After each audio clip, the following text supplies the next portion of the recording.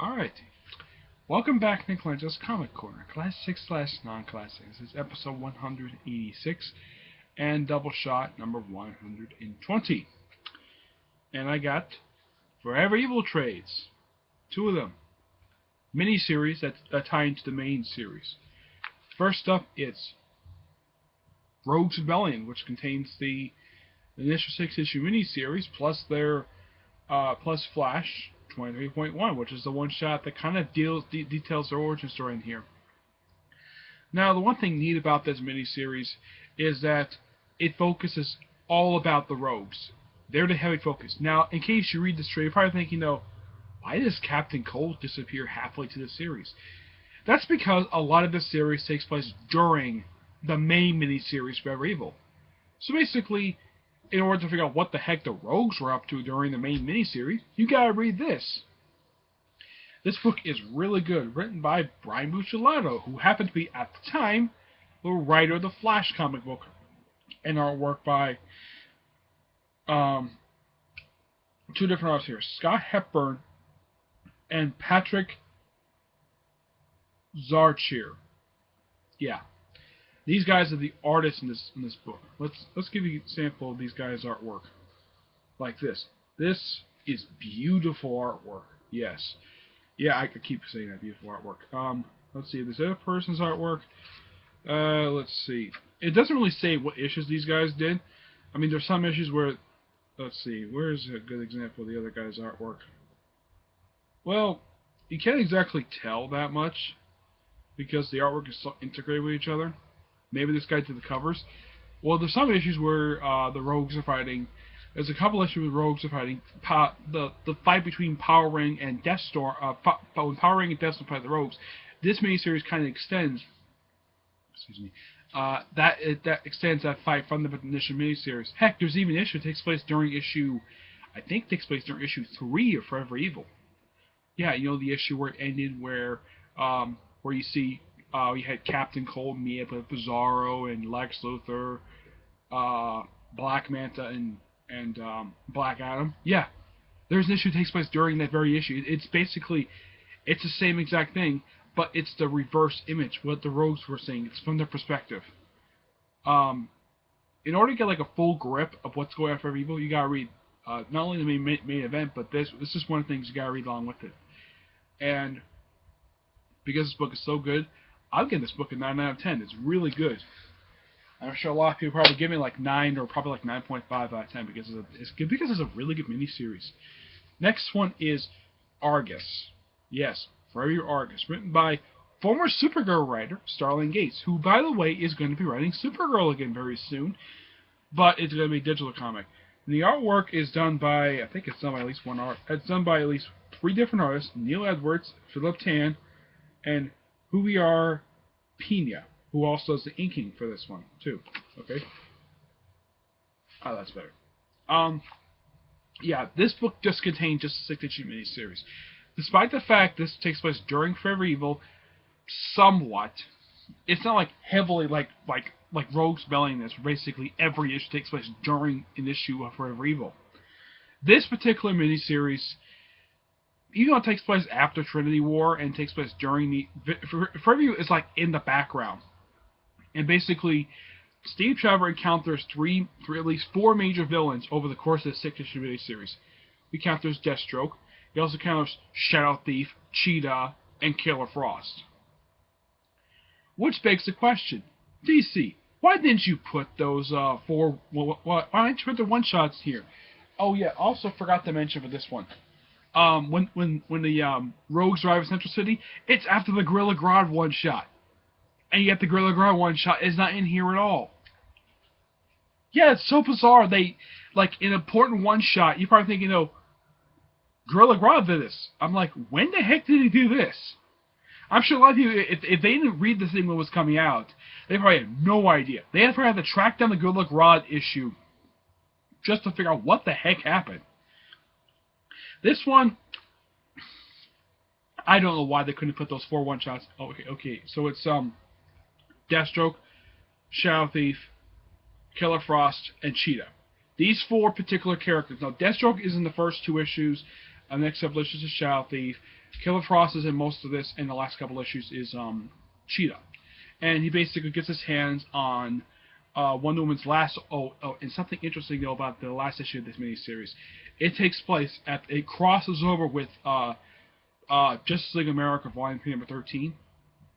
Yeah, it basically takes place at the same time, and that leads into Justice League 29, which that leads into February number 7. So you have 3 issues.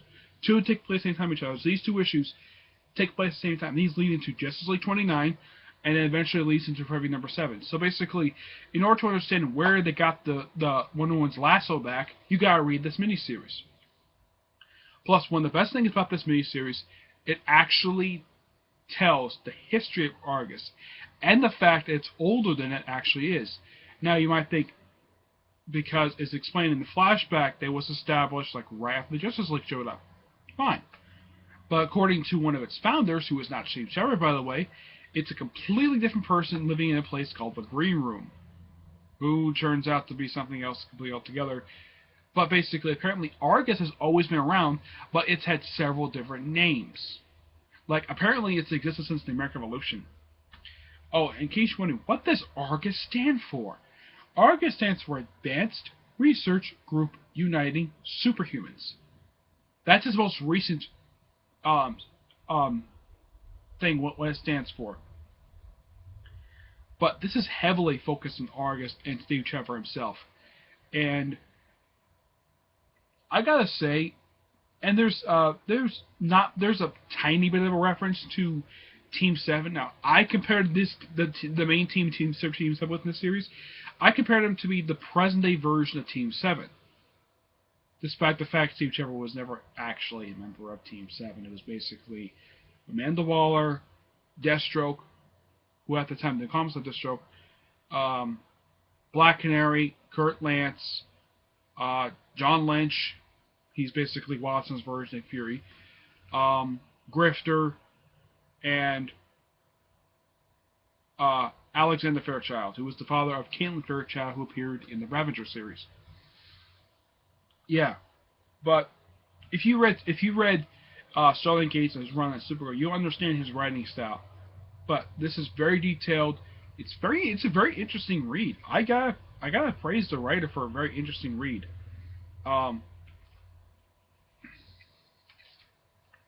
Here's a sample of the artwork. Yeah, pretty good artwork in here. I gotta praise the writer for the artist for that. Of course, it's several different artists, and it still bugs me that you have 4 major villains in here, and yet none of their one-shots are collected. Heck, one of them actually takes place in Forever Evil. The other 4 the other 3 are their origin stories. Yeah, because Cheetah had her origin story told in pages of Justice League. Suffice this to say, something interesting though. Argus has 4 major rooms. The Green Room is not the only one. There's also the Black Room, which contains all the supernatural artifacts. There is the Red Room, which contains all the alien artifacts. And then there's a room called the Circus, which is only in the Detroit facility of Star Labs. The Circus is for breachers. Basically, it's kind of explained that because what happened during the origin storyline, the origin arc from Justice League, yeah, apparently people from other realities have been showing up, and there's reference here to Supergirl, which I'm not surprised Sterling Gates did because he wrote Supergirl for 2 years, and I personally got a chance to read his arc thanks to some reading online. Great writing, and he's one writer who actually got Supergirl right. The post-Flashpoint version, the post-Crisis version of Kira Zor-El, and I'm looking forward to his digital comic when it comes out. So, for this miniseries altogether, it's a good miniseries. It's not like high praise like Rouges Rebellion. I consider this as number 2 because Rouges Rebellion I consider it the same level as A.R.G.U.S as for the 3 miniseries. I have A.R.G.U.S and Rouges Rebellion tied for first place. I have this one tied. I have this one at second place. It's still just as good, but Rouges Rebellion is better. Well, probably because I'm not a big Wonder Woman fan, and the fact that Steve Trevor is more active outside of the Wonder Woman books than he has been in years. basically, what Jeff Johns has done with him, he's basically made him DC's version of Nick Fury. The only difference is that Nick Fury didn't fall in love with someone like Carol Danvers or something like that. Yeah, even though he still has the same aspects of the pre-Crisis version, because the post-Crisis version was never in love with Wonder Woman at all.